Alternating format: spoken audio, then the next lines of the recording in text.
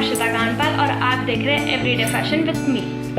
जो मैंने अपना लास्ट यूट्यूब शॉर्ट्स वीडियो डाला था उसमें मैंने अपने सीए फाउंडेशन फर्स्ट अटेम्प्ट का रिजल्ट डाला था जो पॉजिटिव रिजल्ट था। उस वीडियो में मुझे बहुत सारे कमेंट्स आए रिगार्डिंग क्वेश्चंस जो कि सीए फाउंडेशन से रिलेटेड है, तो आज मैं उन्हीं क्वेश्चंस के आंसर देने यहाँ पे आई हूँ। बिना हम लोग देरी करते हुए जल्दी से जाते हैं हमारे क्वेश्चन की तरफ। जो मुझे सबसे कॉमन क्वेश्चन दिखा था वो यही था कि आपने पढ़ाई कैसे की सब सब्जेक्ट्स के लिए, आपकी स्ट्रैटेजी क्या थी। तो मेरी स्ट्रैटेजी जो थी, जैसे कि मैं अगर लिस्ट करूँ कि मेरे कौन से स्ट्रेंथ था सब्जेक्ट और कौन सा वीक सब्जेक्ट था, तो मेरे स्ट्रेंथ पे मेरे मैथ सब्जेक्ट एंड मेरा eco subject was very good. Law मेरा मॉडरेट था एंड अकाउंट्स मेरे को नहीं पसंद है, मेरा अकाउंट्स इतना अच्छा नहीं है। तो मेरा टारगेट पढ़ने का यही था कि जो मेरे स्ट्रॉन्ग सब्जेक्ट है मैं उन्हें बहुत ज़्यादा स्ट्रॉन्ग करूँ ताकि वो एग्रीगेट कवर कर ले, और जो मेरा वीक सब्जेक्ट है मैं उसे एटलीस्ट इतना ऊपर लाऊँ कि वो 40+ हो जाए ताकि मेरा इंडिविजुअल सब्जेक्ट भी क्लियर हो जाए और जो मेरा एग्रीगेट है वो पूरा स्ट्रॉन्ग सब्जेक्ट कवर कर ले।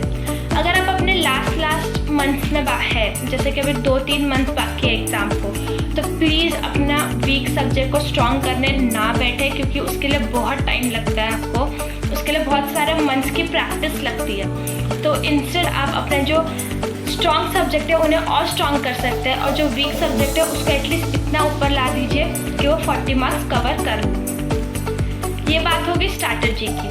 अब हम बात करते हैं कि हमें पढ़ना कैसे, किस सब्जेक्ट को कितना टाइम देना है, किसमें क्या इंपॉर्टेंट है। तो वैसे देखा जाए तो सबसे ज़्यादा इंपॉर्टेंट है जो सब लोग बोलते भी हैं और जो एक्चुअल में सबसे ज़्यादा इंपॉर्टेंट है वो आपकी मॉड्यूल्स रहती है। अपने मॉड्यूल्स बिल्कुल भी स्किप ना करें, क्योंकि आप जो भी क्वेश्चंस देखेंगे, जैसे हमारे लॉ में भी जो पेपर आया था उसमें बहुत ज़्यादा क्वेश्चन सिमिलर जो थे वो मॉड्यूल से थे, बस नाम चेंज कर देंगे। या फिर मैथ्स आप पकड़ लीजिए, तो मैथ्स में जो क्वेश्चंस मॉड्यूल में है, इलिस्ट्रेशन हो गया, आपके प्रैक्टिस क्वेश्चंस हो गए, एक्स्ट्रा क्वेश्चन एमटीपी आरटीपी, ये सब बहुत इंपॉर्टेंट है। आप ये सब पक्का उसे करके जाइए, बार बार प्रैक्टिस कीजिए, क्योंकि इस सब में वो नाम चेंज कर देते हैं, फिगर्स चेंज कर देते हैं, क्वेश्चन सेम रहता है, थोड़ा ट्विस्ट कर देंगे उसको। 80 to 90% जो आपके क्वेश्चंस रहेंगे वो मॉड्यूल से रहेंगे एंड जो 10% रहेगा वो थोड़ा अलग हटके क्वेश्चंस रहेगा, जिसमें आपका कॉन्सेप्ट सेम रहेगा। कॉन्सेप्ट कभी भी अलग नहीं रहता, जितना बुक में दिया है उसी से रहता है, बट उसमें जो क्वेश्चंस अलग ट्विस्ट डाले रहते हैं वो थोड़ा अलग रहेगा। तो आप अगर वो 80 या फिर 90% भी पक्का कर लेते हैं फ्रॉम मॉड्यूल, 10% में आपको थोड़ा अपना दिमाग लगाना पड़ेगा।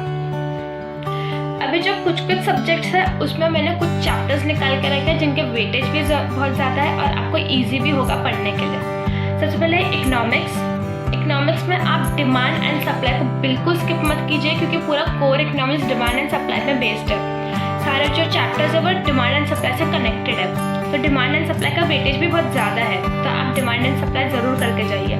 दूसरा है मैथ्स में जो इम्पॉर्टेंट है वो है measures of central tendency, measures of dispersion, interest and then logical reason जो आपको 20 मार्क्स देता है। ये सारे चैप्टर्स करके जाइए। उसका एमटीपी आरटीपी सॉल्व कीजिए, स्कैनर सॉल्व कीजिए, आपको इजी होगा। देन वी हैव लॉ में कॉन्ट्रैक्ट एक्ट बहुत इंपॉर्टेंट है, क्योंकि वो बाकी सारे चैप्टर से इंटरलिंक्ड है। कॉन्ट्रैक्ट करके जाइए, कंपनी करके जाइए, ये आपको इसमें अच्छे मार्क्स मिल सकते हैं। अकाउंट्स के जो मेन चैप्टर्स है वो है not for profit organisation, partnership, company and final accounts. मैं अगर मेरा पर्सनल चीज़ शेयर करूँ तो मैं अकाउंट्स में अच्छी नहीं हूँ, तो मैंने अपना जो पार्टनरशिप का चैप्टर था वो ऑप्शन में डाला था क्योंकि मुझे वो नहीं आता था चैप्टर। बाकी मेरे चैप्टर्स हो गए थे, बट मैंने इनके अलावा जो अदर चैप्टर्स है जैसे कि रेक्टिफिकेशन, अकाउंट करंट, एडीडी, bills of exchange, then sales for on approval basis, depreciation, ये सारे चैप्टर्स ऐसे हैं जो 5 to 10 मार्क्स आपको दे के जाता है। तो आप इनको भी अगर स्ट्रॉन्ग करेंगे तो आपका 30 to 40 मार्क्स सिक्योर हो जाता है। तो मैंने जो स्ट्रैटेजी लगाई थी फॉर अकाउंट्स, मैंने ये सारे चैप्टर्स पे बहुत ध्यान दिया था और इससे अपने 30 to 40 मार्क्स सिक्योर कर लिए थे। और बाद में फिर जो बड़े चैप्टर्स है जैसे not for profit, company, final accounts, इनको और स्ट्रॉन्ग किया था ताकि उसमें से भी 10 to 20 मार्क्स मेरे को सिक्योर हो जाए। तो इन टोटल मेरे 40 अबव आ जाएंगे। एंड मेरा जो लास्ट एडवाइस आपके लिए रहेगा वो यही रहेगा, please do not skip MTPs, RTPs, scanners, जो इंस्टीट्यूट आपको पेपर्स निकाल के देती है for your attempt, it's really very important, क्योंकि वो आपको इसके वजह से आपको समझ में आता है कि आपको कैसा आंसर लिखना है, कैसे क्वेश्चन आएंगे और आप कितना अटेम्प्ट कर सकते हैं। तो यही सब थे जो मैंने अपने जो फाउंडेशन था उसमें ये सब अप्लाई किया था। आपको और भी कुछ क्वेश्चंस रहेंगे, कुछ क्वेरीज रहेगी तो आप कमेंट डाउन कर सकते हैं, मैं आपके लिए वीडियो ज़रूर बनाऊंगी।